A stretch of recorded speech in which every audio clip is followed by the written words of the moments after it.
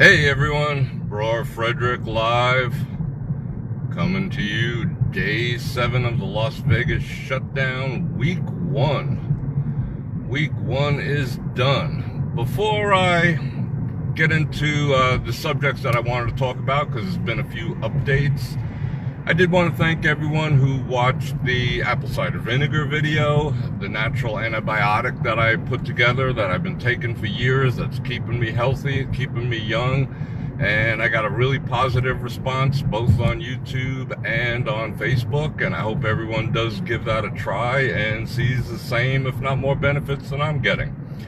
Anyway, so let's get into it. Day 7, week 1, Las Vegas shutdown.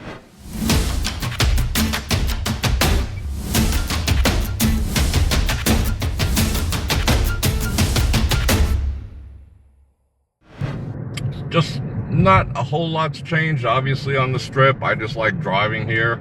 It's a leisurely drive now, so I'm taking advantage of it. Oh, better slow down.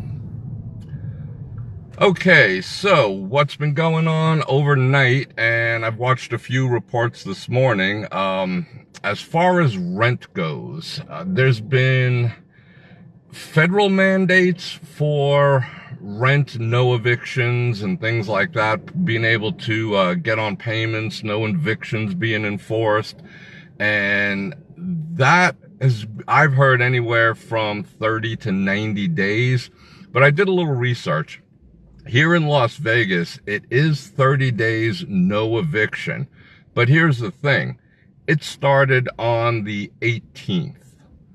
That's when our 30 days here in Las Vegas started. So if you're having issues, you need to address that now, because the 30-day period is going to be up midnight on April 17th.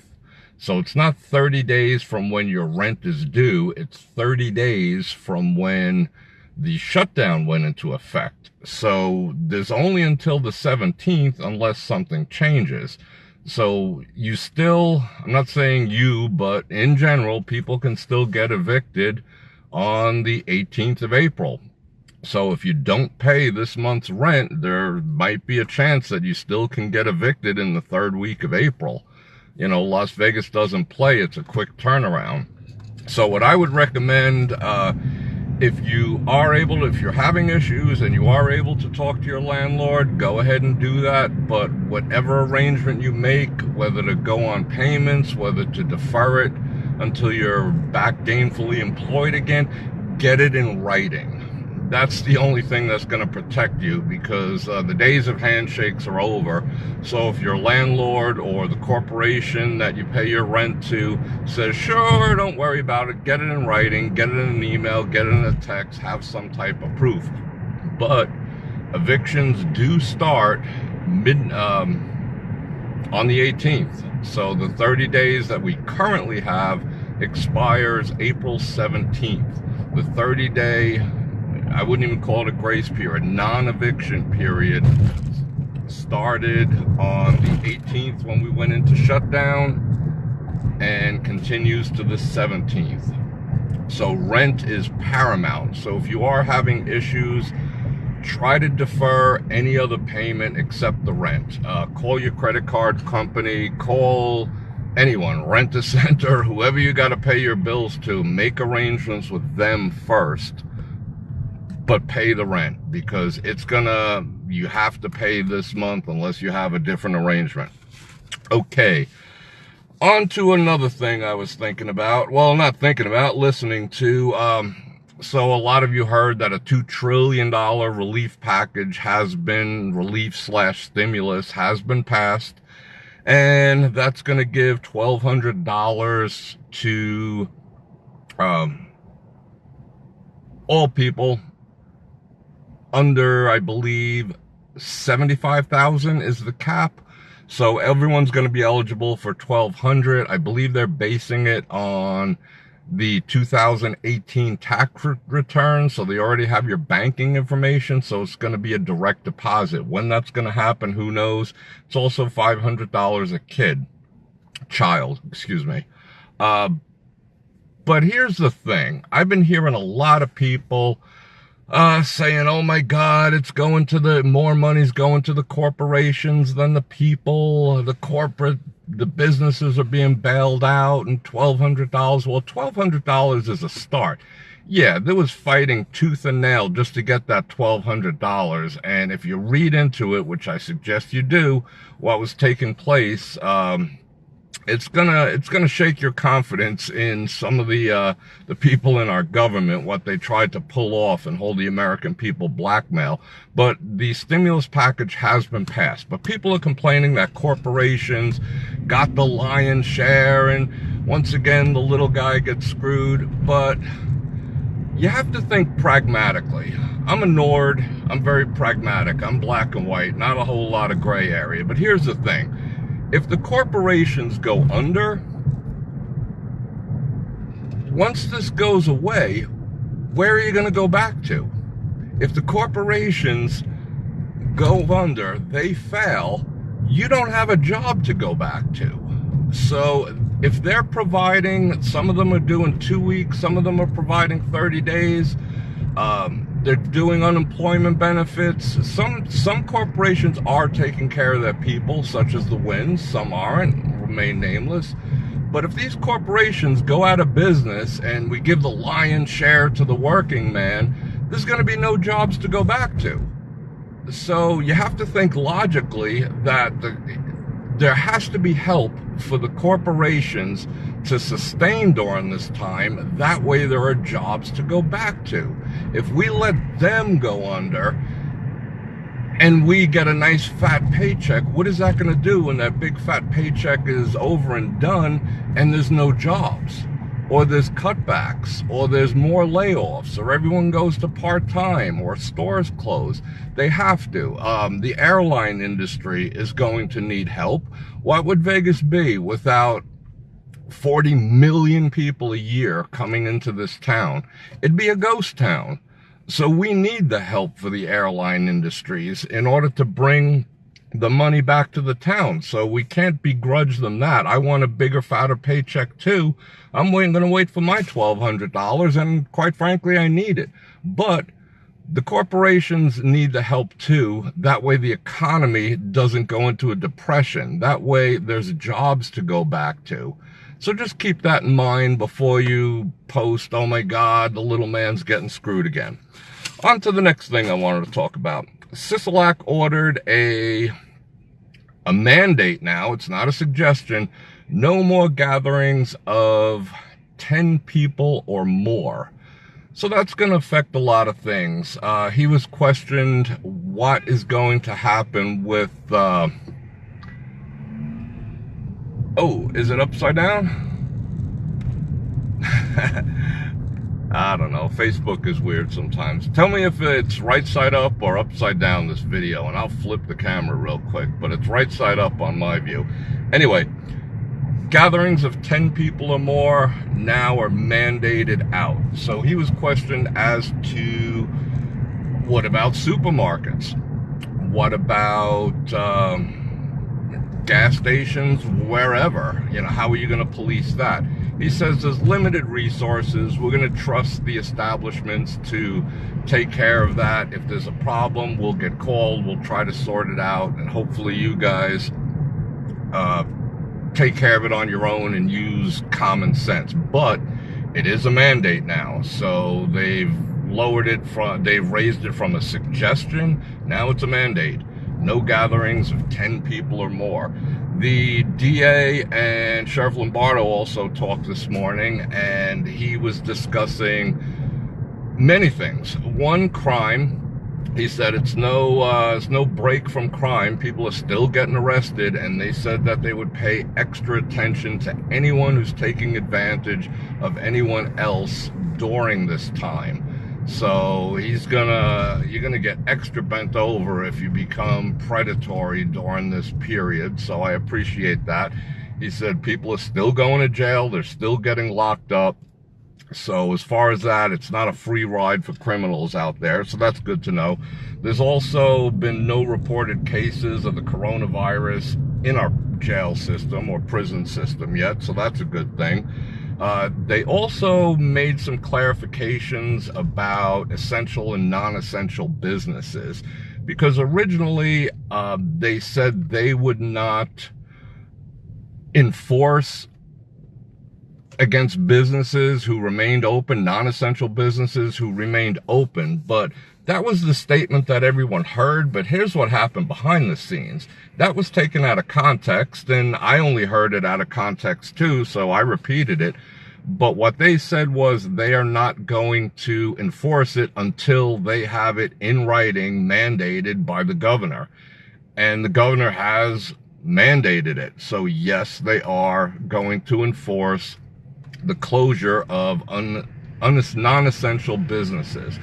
What that means for a business is it's a three-pronged approach. Step one would be contact by law enforcement, and they would be issued a warning to cease operations. If they do not comply to that warning to cease operations, then their business license will be pulled, suspended. If at that point they're caught remaining open, then a criminal citation and possible jail time will be faced by the owners of businesses who don't comply. So it's a three-step. First, you get a warning. Next, you get your business license yanked.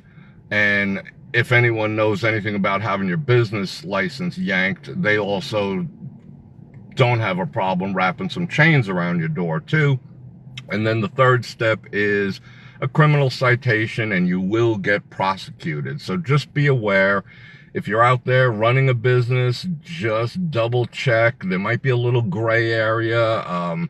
Realtors are allowed to operate. Now, is a painter who needs to paint a building for a realtor? You know, there's kind of a gray area there, so use your own discretion.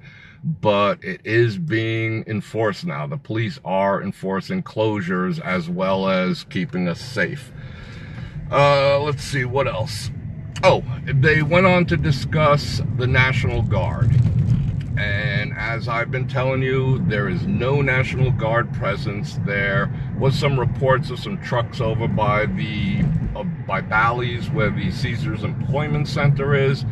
I saw the pictures. I didn't see any. I went down there that day. I haven't seen any National Guard presence whatsoever in Las Vegas. Not saying there isn't one. I haven't seen one. I saw one picture so far. But getting back to that, Sheriff Lombardo did say that as of right now, they have not requested any help at all from the National Guard. They feel that everything is in hand, under control, and they're handling the situation at the time. Just like I said, I've been saying, if people are going to act stupid, they'll bring in the National Guard. If people are going to disobey the law, they're going to act riotous like those idiots I showed you live setting off smoke bombs on the strip for a photo shoot. If stuff like that continues to happen, if businesses don't obey, if there's general unruliness and uncooperative behavior from us, yeah, they'll roll out the National Guard. You know, he's keeping that in the back pocket. But he did say, as of right now, they have not put in a request for the National Guard to be here, for their support, for their assistance. And he's ended that statement with saying, yet. Basically what I've been saying, but it's always an option. I think that was his words. I'll paraphrase, but you can go and see it. It was on Fox 5. So no National Guard presence. If the situation warrants it, he's going to make the call, but he has not. I repeat, he said, horse's mouth, he has not made the call, and no one's made the call to bring in the National Guard. Okay, and the last thing was based on some Facebook posts that I saw today. There was a report, forget the camera, again, this is a dollar store one, I can't find my good one, but bear with me, I'll get another one. There was a report from the CDC saying that the U.S. death rate due to the coronavirus is holding at 1.1 and change. So between 1.1% and 1.2% is the actual death rate, which is far, far lower than other countries are experiencing. Now, when I read that, I said to myself, well, I feel bad for anyone who dies for any reason, whether, crossing the street, slipping and falling in the bathtub of the coronavirus. I mean, death is death. It's horrible. It's sorrowful. But when I read 1.15 is our death rate so far in the United States, my first thought, excuse me, my first thought was, that's wonderful. I hope it goes lower. That's my perspective on it.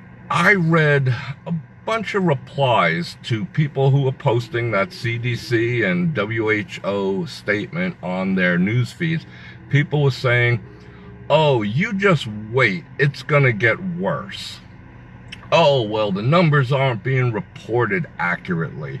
Well, wait till the tests come out, then you'll see what the real numbers are. And I'm sitting here thinking, why the heck, I gotta be polite, why the heck are you rooting for more people to die? Why are you rooting for the percentage to go up? What does that fulfill inside you? To sit there and say, oh, you wait, the death toll is going higher? What is that? That, I don't get. I'm rooting for it to go lower. People out there rooting for it to go higher, you have a problem, and you need to check yourselves.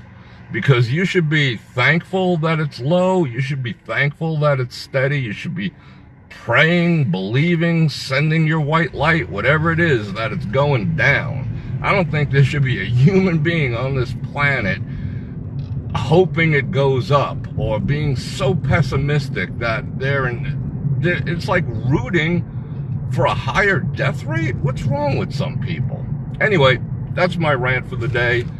And that was also my walk. I walked 2 days ago from the Las Vegas sign to the Strat. It's just something I like to do. It's just something I like to drive. And I did it again, brought you along. I'll be putting out that video. Unfortunately, it's about 2 hours long, but it's just plain interesting. I'm throwing some edits and some B-roll into it. And on that note, I'm about to spin around. I got a little shopping to do for myself. And I hope everyone is having a awesome afternoon. Let me take this camera down. Bror Fredrik out. Make sure it sound right, boys.